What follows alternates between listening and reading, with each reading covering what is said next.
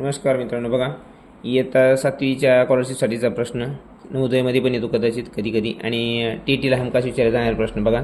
या ठिकाणी काय 713 व 1526 दरम्यान असणारा अपूर्णांक कोणता ओळखायचा आहे. जनरली आपण काय करतो मित्रांनो, कोणती पद्धत वापरतो? लसावी सेम करण्याचा, बरोबर.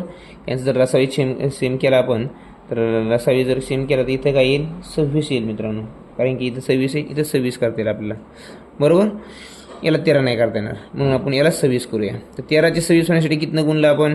2. तर वरपूर कितनं गुणायचं? 2. मग 14चे 26 आणि दुसरा आला आपला 15चे 26ला 26 राहील, कारण याच्यात ऑलरेडी 26 आहे. पण या दोन्हीच्या दरम्यान आपल्याला एखादा अंक दिसतोय का? इथं नाही.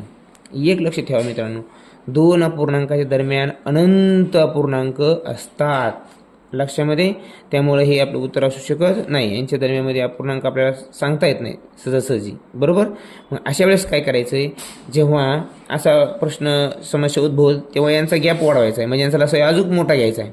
किंवा सगळ्यात सोपं मग काय करायचं, अंश आणि अंशाची बेरीज काही शॉर्टकट आहे, 7 अधिक 15 बरोबर 22, आणि खालच्यांची बेरीज करायची 13 अधिक 26 बरोबर 39, म्हणजे 22/39 नेहमी हा यांच्या दरम्यान येणारा पूर्णांक आहे.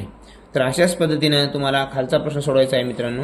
809 व 1728 दरम्यान असलेला अपूर्णांक कोणता आहे तो ओळखायचा आहे, आणि कमेंट म्हणजे उत्तर सांगायचं आहे. धन्यवाद.